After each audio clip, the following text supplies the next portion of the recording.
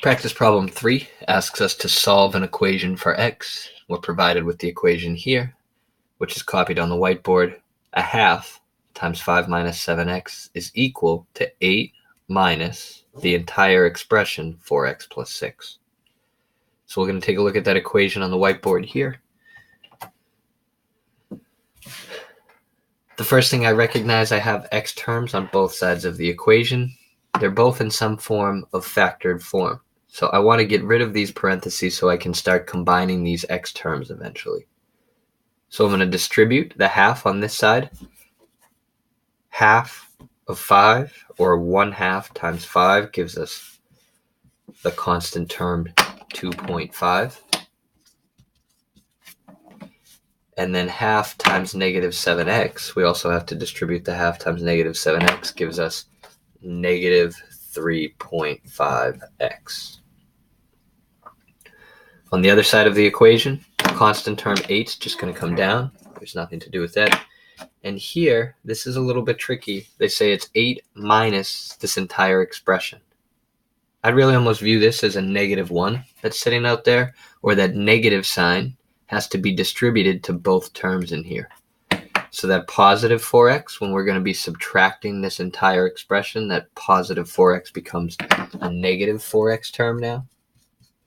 And this positive 6 also has the negative sign distributed to it, so that's going to become a -6. So I really just effectively distributed that negative sign to every term that's in factored form. At that point, I can combine the like terms over here. 8 minus 6 is going to give us a positive 2. So we get negative 4x plus 2 when the right expression gets simplified, and the left expression now has 2.5 minus 3.5x. At this point, our variable terms opposite sides, constant terms opposite sides, I'm going to have to use inverses to gather them to the same side of the equation. I could send the negative 4x to the left expression by using a positive 4x.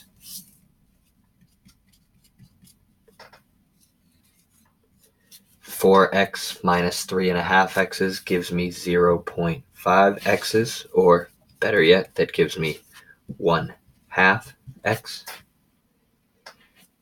And I'm also going to, at this same time, gather the constants on the opposite side of the equation. I know the 2.5 is not going to want to stay on the left side with the x's. So I'll go ahead and do both of these steps at the same time on this line. Subtracting 2.5 removes the constant on the left side, moves it to the right side so it can be gathered or combined with the positive 2. So over here, positive 2 minus 2.5 gives us negative 1/2, and that's all that's left over there. At this point, inspection should be able to tell me what number times a half makes a negative half. X is just going to have to be -1. If you didn't recognize that, we could multiply both sides of the equation by 2/1. That'd be the inverse of multiplying by a half.